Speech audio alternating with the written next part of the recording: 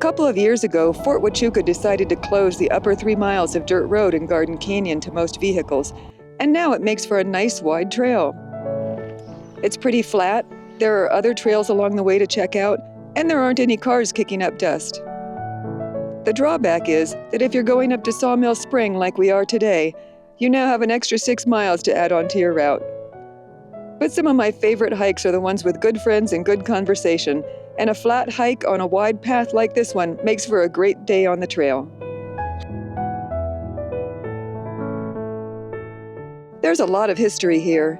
Camp Huachuca, now Fort Huachuca, was established in 1877 to protect travelers, miners, and ranchers from Apache raiders in the San Pedro Valley.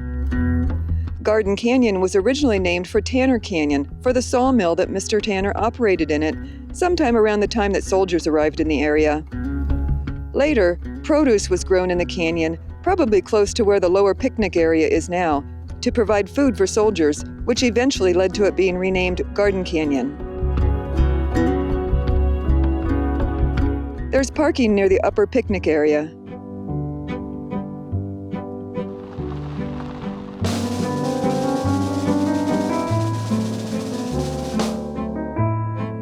Just after this, you'll walk past the now locked gate.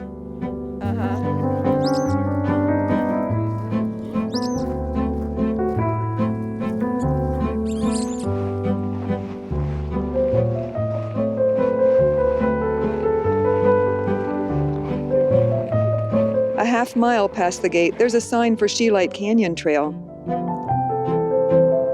On a ridge a couple of miles up Scheelite Canyon, holy moly! You can find remnants of mining activity from the late 1800s.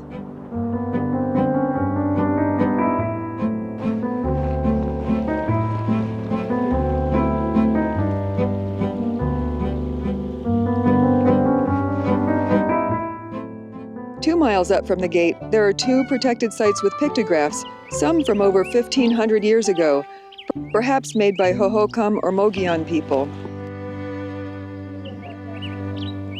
Later, in the 1700s, Apaches who lived and moved through this area added more.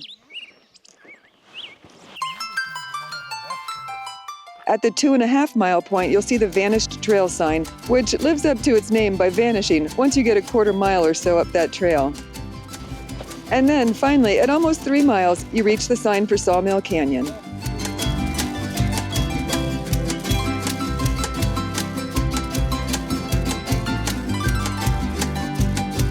The road gets rockier and a bit steeper as you head up the canyon until, at the 4.5-mile mark, you'll see the sign for Sawmill Spring.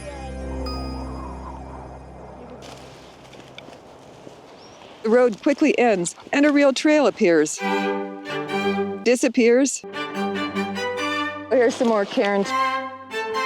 And then appears again at another sign.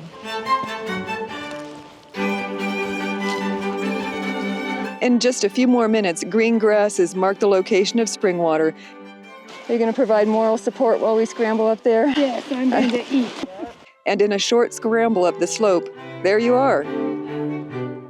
There aren't many perennial springs in the Huachucas, and it's always great to see this one with its tiny pools. It comes out from under that rock there, and then sort of flows down.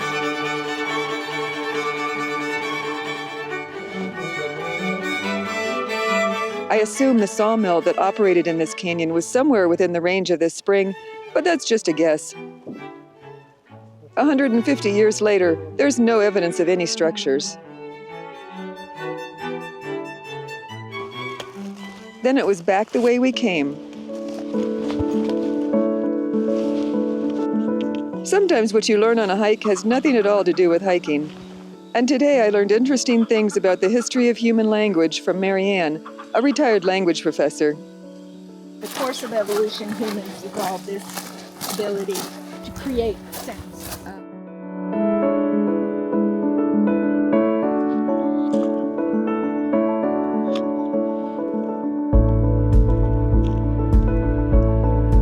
All in all, this hike is 9.5 miles with about 1,600 feet of elevation gain, way longer than the 4-mile round trip it used to be, when you could drive farther up.